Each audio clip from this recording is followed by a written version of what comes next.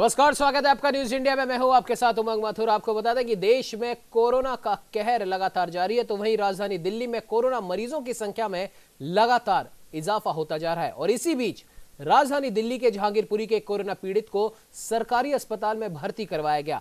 हालांकि पीड़ित परिवार का आरोप है कि मरीज को अस्पताल में सही सुविधाएं नहीं मिल पा रही है, जिससे मरीज की तबीयत दिनों दिन बिगड़ती जा रही है, और जिसे लेकर परिजनों ने मुख्यमंत्री अरविंद केजरीवाल और प्रधानमंत्री नरेंद्र मोदी से लगाई न्याय की गुहार।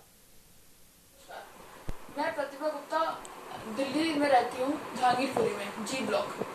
मेरे फादर को 16 की रात को 2 बजे उनको वो 2 मिनट के लिए बेहोश हो गए, तो हम लोग उन्हें फोर्टिस हॉस्पिटल ले गए शालीमार बाग। वहां पर डॉक्टर्स को थोड़ा डाउट हुआ तो उन्होंने कोरोना का टेस्ट करा एंड ही टेस्टेड पॉजिटिव। उसके बाद हमसे बिना पूछे हमारी कोई राय नहीं ली गई। उन्होंने कहा कि सरकार के ऑर्डर है, उन्होंने उनको लोकनायक हॉस्पिटल में शिफ्ट कर दिया, लोकनायक जयप्रकाश हॉस्पिटल।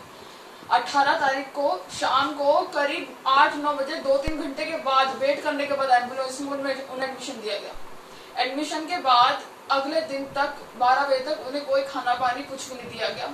अगले दिन 9 बजे उन्हें ब्रेकफास्ट मिला। वो शुगर के और हाइपरटेंशन के मरीज हैं, उनको खाना नहीं मिलता है तो उनका ग्लूकोज लेवल वैसे ही बढ़ जाता है।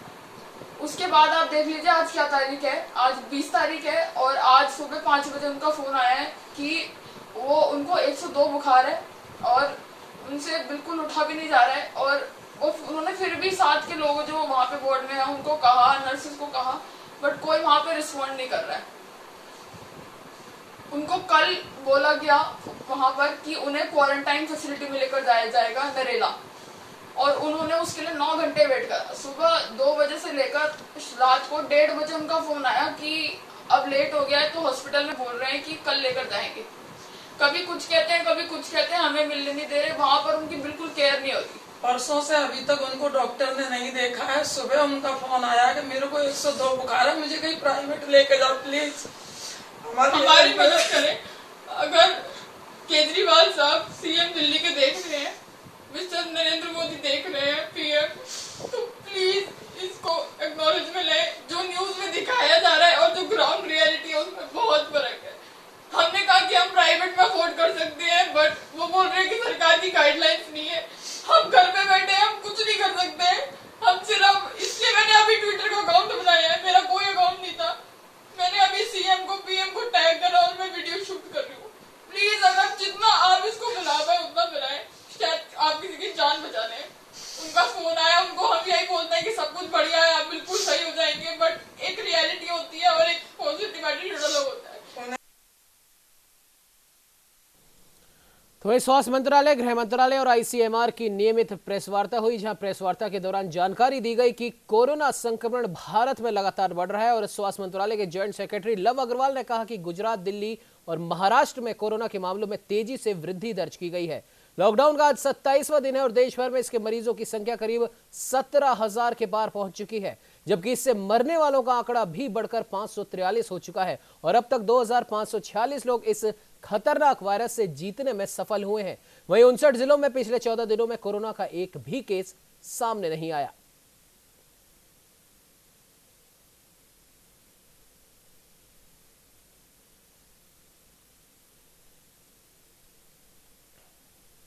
वहीं राजधानी लखनऊ में अपर मुख्य सचिव गृह अवनीश अवस्थी ने प्रेस वार्ता की, जहां उन्होंने कहा कि मुख्यमंत्री योगी आदित्यनाथ ने अपनी टीम 11 के साथ बैठक की, जहां उन्होंने अधिकारियों के साथ कई विषयों पर चर्चा भी की।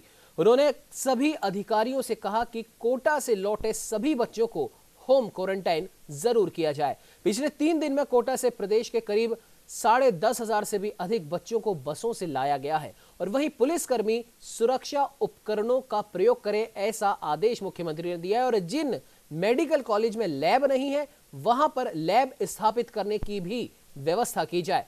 मुख्यमंत्री ने निर्देश दिए कि डोर स्टेप डिलीवरी में लगे लोगों की भी आवश्यक रूप से जांच की जाए।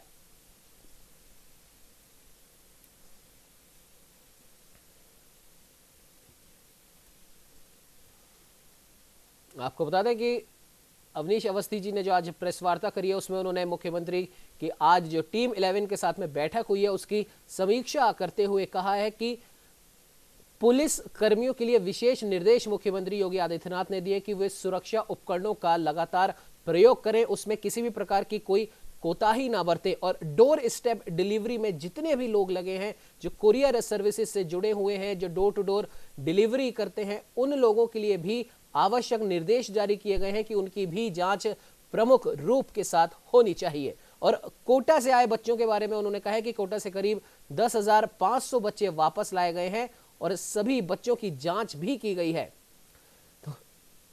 तो इस पर ज्यादा जानकारी के लिए हमारे साथ हमारे संवाददाता मनीष मिश्रा जुड़ चुके हैं।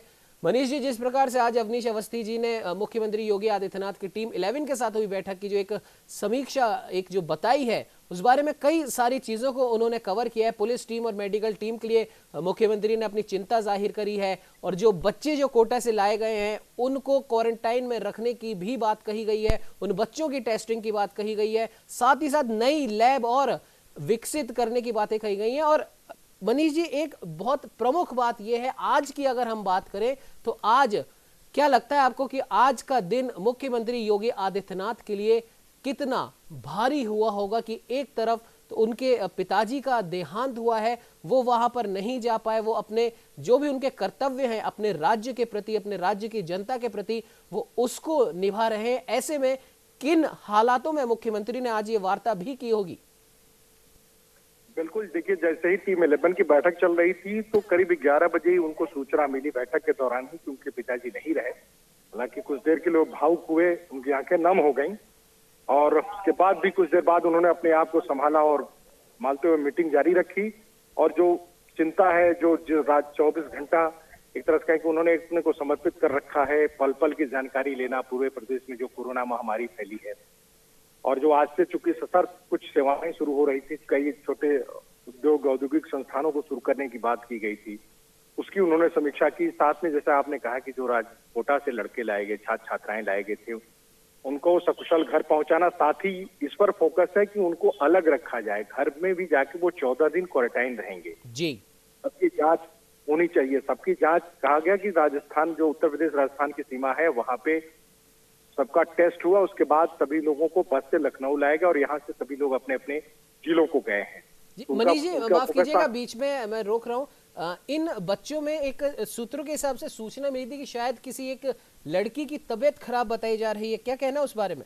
हाँ बिल्कुल, वो सूचना जो आ रही है वो गाजीपुर की, कोटा में जो पढ़ रही थी एक छात्रा है गाजीपुर की, उसका जो टेस्ट है वो कोरोना वो पॉजिटिव आया है जी। तो वो सूचना है कि वहाँ की वो छात्रा है, लेकिन बाकी कहीं किसी जिले से किसी छात्र के बारे में रिपोर्ट आई नहीं है। फिर भी सावधानी और एहतियात के तौर पे इन्हें क्वारंटाइन रखने की बात कही गई है जी। इन सभी को 14 दिन क्वारंटाइन में रखना है, क्योंकि ये बसों में आए हैं, साथ में इनका संपर्क हुआ है तो आसपास, तो कहीं न कहीं ऐसी संभावना न रहे दूर दूर तक, और इनको 14 दिन रखने के बाद इनकी जांच की जाए और रिपोर्ट आने के बाद फिर सामान्य जब हो जाए तब इनको घरों में परिवार के साथ रहने की इजाजत दी जाए। तो इस पर बहुत बड़ी चिंता है कि इनको घर तक तो हम लोग लेके आए हैं, लेकिन ऐसा ना हो कि इसमें संक्रमण फैल जाए और इससे काफी बड़ी संख्या में और संक्रमण हो जाए। इसलिए कि सरकार पहले ही तबलीगी जमात के लोगों से जूझ रही है जी, जो बड़ी चुनौती बने हैं, और जो आंकड़े बढ़ रहे हैं उसमें कहीं न कहीं उस जमात के कारण की जो स्थिति उत्तर प्रदेश की है, आप देख रहे हैं कि आंकड़े रोज बढ़ रहे हैं। रोज हर जिले से 50 से ऊपर जिले जो हैं वहां पे अब कोरोना पॉजिटिव संक्रमण मरीजों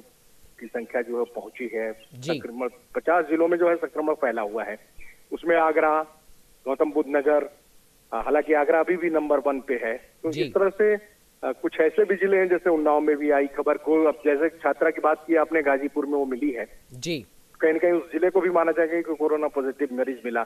सबसे बड़ी चिंता यही है कि छात्रों को क्वारंटाइन करके उनकी जांच लगातार करनी है और उन पे नजर रखनी है। साथ ही जो मेडिकल की टीम जा रही है किसी भी हॉटस्पॉट एरिया में जहां से मरीजों का संक्रमित मरीजों को लाना है, उनका टेस्ट करना है, तो उनकी सुरक्षा का ध्यान रखा जाए। इससे मुख्यमंत्री की काफी एक तरह से उन्होंने काफी चिंता व्यक्त की कि कहीं उनके साथ अब कोई भी दुर्भाग्यपूर्ण इस तरह की घटना मुरादाबाद जैसी नहीं।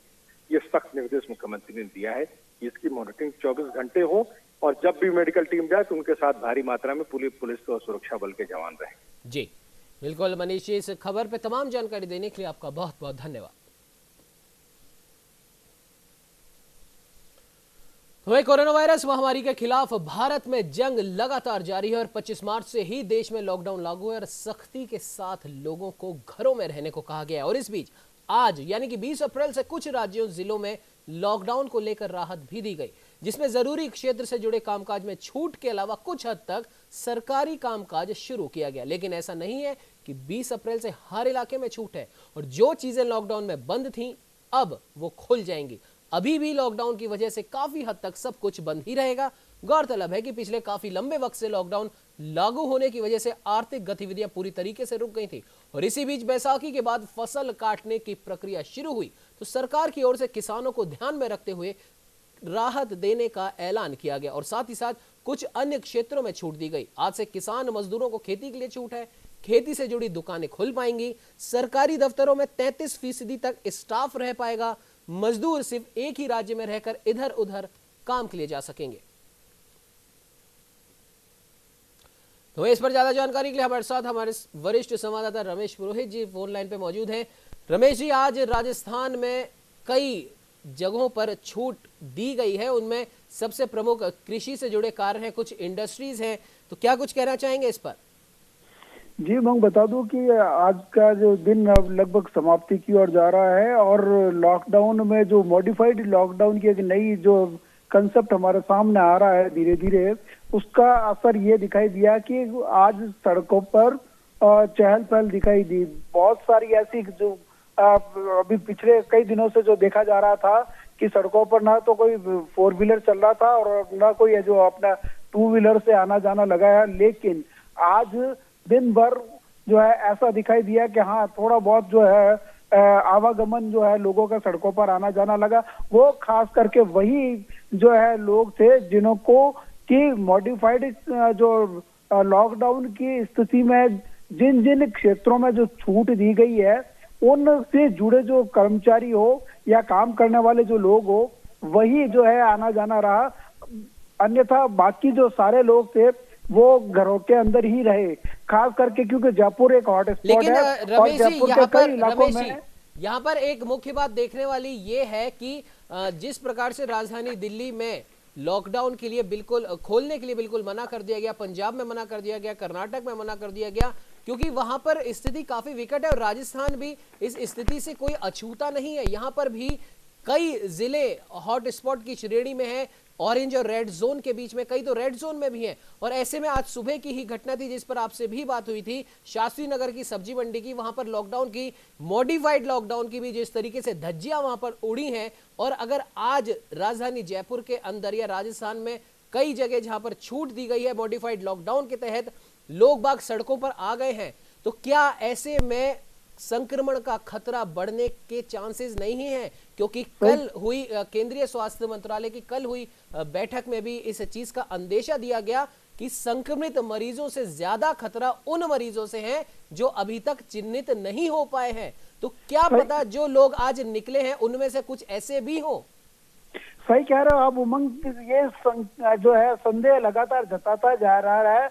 यही वजह थी कि लॉकडाउन का जो पहला जो फेज था उसका कड़ाई से पालन हुआ और दूसरे फेज में भी जो प्राइम मिनिस्टर नरेंद्र मोदी ने जो 7 दिन का जो टेस्टिंग जो वक्त दिया था उसकी जो शुरुआत आज से कि भाई थोड़ा जो है उसको रिलैक्सेशन दिया जाए, लेकिन रिलैक्सेशन का मतलब ये अधिकार नहीं बन जाता कि आप जो है सड़कों पे उतर करके जो है अपनी मनचाही जिंदगी या जो दिनचर्या के जो रोजाना का जो कामकाज होते वो करो।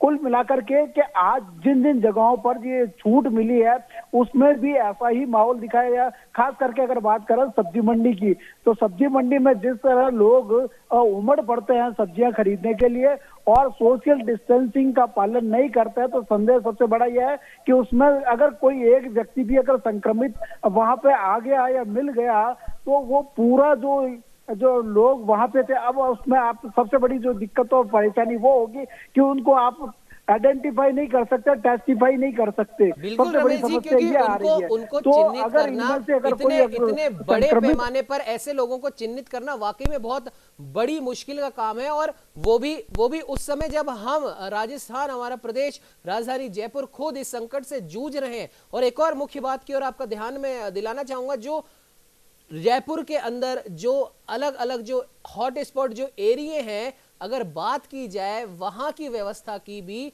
तो वहां से भी कोई अच्छी खबर नहीं आ रही है। क्योंकि जो भी इलाके रेड जोन या फिर हॉटस्पॉट चिन्हित किए गए हैं, वहां अगर हम गलियों में अंदर अंदर जाकर अगर हम उन गलियों के भी अगर हम नजारे ले तो वहां पे भी लॉकडाउन का कोई इतना बहुत जबरदस्त सख्ती से कोई पालन नहीं किया जा रहा है, वहां पे भी धज्जियां ही उड़ाई जा रही हैं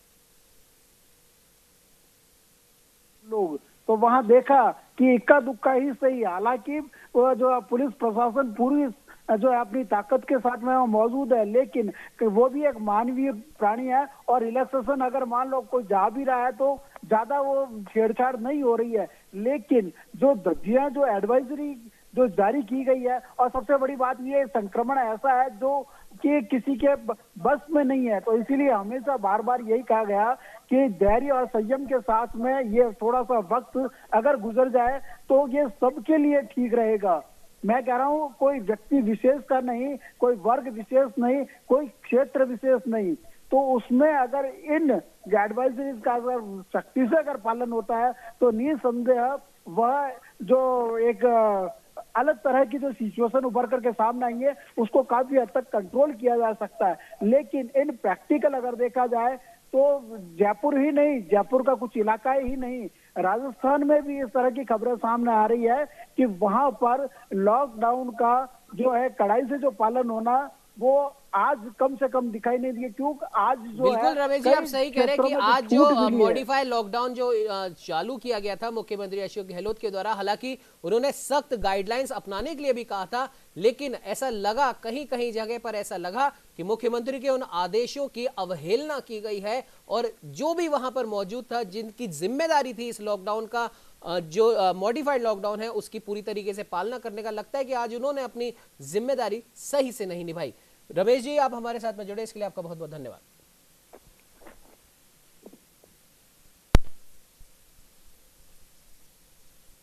तो वहीं प्रधानमंत्री नरेंद्र मोदी ने 14 अप्रैल को लॉकडाउन के दूसरे चरण का ऐलान करते हुए कहा था कि 20 अप्रैल तक हर थाने, हर जिले और हर राज्य में सघन निगरानी रखी जाएगी और इसके बाद लॉकडाउन में कुछ शर्तों के साथ छूट दी जाएगी। पीएम मोदी के इस बयान के हिसाब से कुछ राज्य लॉकडाउन में मामूली छूट दे रहे हैं, तो वहीं कोरोना मरीजों की बढ़ती संख्या के चलते कई राज्यों ने फिलहाल राहत देने से इनकार कर दिया।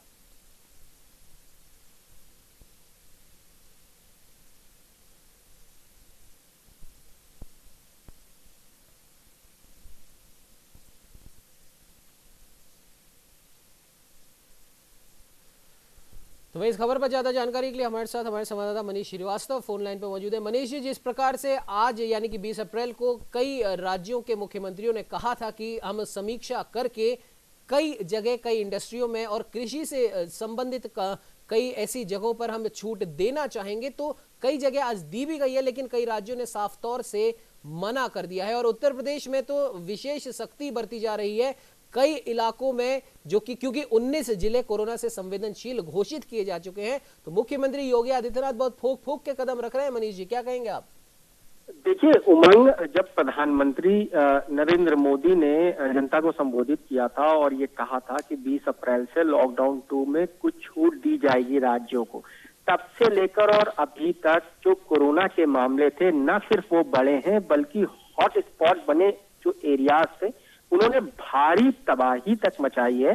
खास तौर से अगर हम उत्तर प्रदेश की बात करें तो उत्तर प्रदेश की राजधानी लखनऊ में भी अब तक तकरीबन 200 पेशेंट्स ऐसे हैं जिनको कोरोना संक्रमित करार दिया गया है और ये आंकड़ा सिर्फ यूपी में ही नहीं है बल्कि अन्य राज्यों में भी तेजी से बढ़ रहा है। वहीं मैं आपको बताऊं कि उत्तर प्रदेश में अब तक 18 मौतें हो चुकी हैं, यहाँ तक कि मुरादाबाद में डॉक्टर की मौत भी हुई है।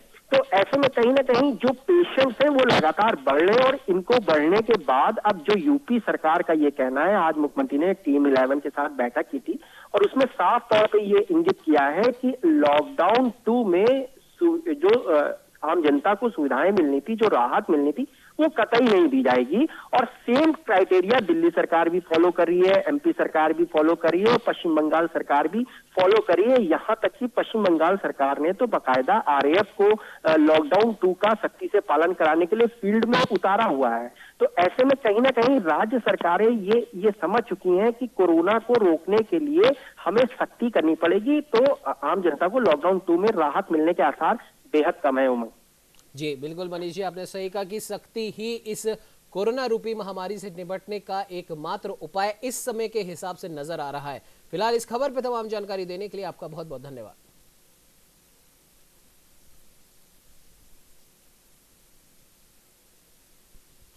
तो वहीं कोरोना संकट के बीच आज कई राज्यों ने लॉकडाउन में मामूली ढील का ऐलान जरूर किया और इसी बीच केरल सरकार ने केंद्रीय गृह मंत्रालय की गाइडलाइन की अनदेखी करते हुए लॉकडाउन में रियायत को लेकर अपना ही एक नया आदेश जारी कर दिया। अपनी गाइडलाइन में तब्दीली से गृह मंत्रालय नाराज है और केरल सरकार को खत लिखा है। दरअसल केरल सरकार ने केंद्र के आदेश को रद्द कर दिया और लॉकडाउन में रियायत के लिए संशोधित गाइडलाइन जारी की।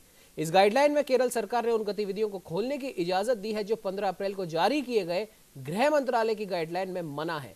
केरल सरकार की ओर से स्थानीय कार्यशालाओं को खोलने, नाई की दुकानें, रेस्टोरेंट, बुक स्टोर, नगरपालिका सीमा में छोटे और मध्यम उद्योग, छोटी दूरी के लिए शहरों या कस्बों में बस यात्रा, चौपहिया गाड़ियों की पिछली सीट पर 2 यात्री समेत कई रियायतों का ऐलान किया गया है। केंद्र की गाइडलाइन में इन पर सख्त मनाही है। गृह मंत्रालय की ओर से जारी गाइडलाइन को कमजोर करने और आपदा प्रबंधन अधिनियम 2005 के तहत जारी किए गए आदेशों का उल्लंघन करने पर केरल सरकार को पत्र लिखा गया है।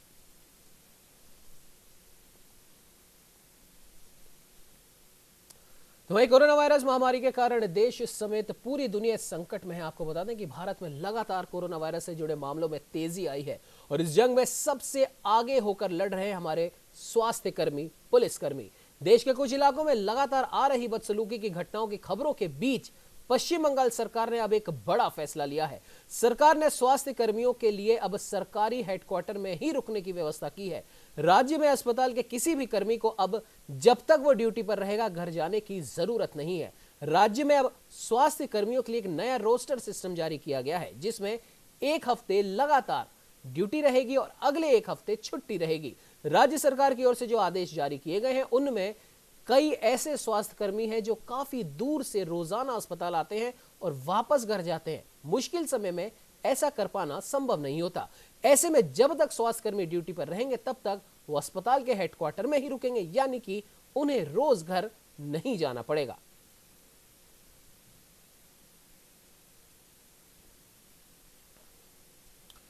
देश में जारी लॉकडाउन 2 में कुछ हद तक छूट दी जा रही है। केंद्रीय गृह मंत्रालय की ओर से जारी गाइडलाइंस के मुताबिक राज्य सरकारें जमीनी स्थिति को देखते हुए ये छूट दे रही हैं। मध्य प्रदेश में 26 जिले ऐसे हैं जहां पर यह छूट दी जाएगी, लेकिन भोपाल, इंदौर और उज्जैन जैसे बड़े शहरों में किसी भी तरह की कोई राहत नहीं मिलेगी।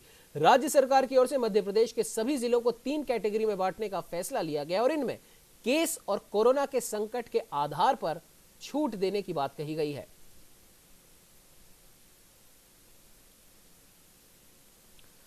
तो वहीं महाराष्ट्र के पालघर में 2 साधुओं और उनकी ड्राइवर की पीट कर हत्या कर दी गई और इस मॉब लिंचिंग से पूरा देश गुस्से में है और हैरान भी है। साधुओं की हत्या को लेकर सोशल मीडिया पर भी लगातार गुस्सा देखने को मिल रहा है। महाराष्ट्र सरकार ने लोगों से सांप्रदायिक सौहार्द बनाए रखने की अपील की है। मुख्यमंत्री उद्धव ठाकरे ने इस मामले में प्रेस वार्ता की और कहा कि इलाके में चोर घूमने की अफवाह के चलते साधुओं की हत्या कर दी गई। साथ ही साथ उन्होंने कहा कि इस हत्याकांड के पीछे किसी भी तरह की कोई धार्मिक वजह नहीं है। हालांकि इस मामले में पुलिस ने 2 पुलिसकर्मियों को सस्पेंड कर दिया है। मॉब लिंचिंग के पूरे मामले की जांच आईजी स्तर के अधिकारी कर रहे हैं। महाराष्ट्र के गृह मंत्री अनिल देशमुख ने कहा कि बेवजह समाज में धार्मिक विवाद निर्माण करने वालों पर पुलिस और महाराष्ट्र साइबर सेल को कठोर कार्रवाई करने के आदेश दिए गए हैं। तो वहीं कोरोना वायरस से जंग हारने वाले पुलिस इंस्पेक्टर देवेंद्र चंद्रवंशी के निधन पर मुख्यमंत्री शिवराज सिंह चौहान ने गहरा दुख जताया। उन्होंने उनके परिवार को 50 लाख रुपए की आर्थिक सहायता और उनकी पत्नी को उप निरीक्षक का पद देने की घोषणा की है। आपको बता दें कि जूनी इंदौर थाने के प्रभारी रहे चंद्रवंशी का देर रात 2 बजे निधन हुआ। उनका अरविंदो अस्पताल में इलाज चल रहा था। तो वही राजधानी दिल्ली में एम्स की एक सीनियर डॉक्टर के खुदकुशी करने का एक मामला सामने आया। ये doctor centre for dental education and research में तैनात थी। इस डॉक्टर ने अपने ही विभाग के एक फैकल्टी मेंबर पर कथित जातिगत उत्पीड़न का आरोप लगाया है।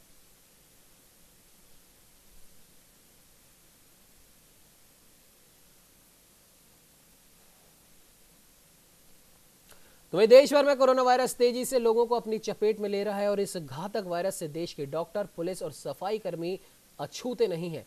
तो वही कोरोना वायरस के कहर के बीच पत्रकार भी अपनी जान पर खेलकर रिपोर्टिंग कर रहे हैं और जनता तक खबरें पहुंचा रहे हैं। तो वहीं कोरोना ने पत्रकारों को भी अपनी जद में लेना शुरू कर दिया है। आपको बता दें कि महाराष्ट्र में 53 पत्रकार कोरोना से पॉजिटिव पाए गए, जिनमें कुछ फील्ड रिपोर्टर भी हैं। और अब देखने वाली बात यह है कि महाराष्ट्र सरकार अब इस संकट से कैसे निपटेगी। इस बुलेटिन में फिलहाल इतना ही। आप बने रहिए हमारे साथ और देखते रहिए न्यूज इंडिया। लेकिन एक बात का विशेष ख्याल रखें, क्योंकि राजस्थान के अंदर लॉकडाउन में कुछ बुनियादी छूट दी गई है। इस छूट का फायदा बिल्कुल नहीं उठाएं, क्योंकि अगर आप इस छूट का फायदा उठाएंगे, बेवजह सड़कों पर निकलेंगे, तो आप ना सिर्फ अपने आप को बल्कि अपने परिवार को, अपने समाज को भी खतरे में डाल सकते हैं।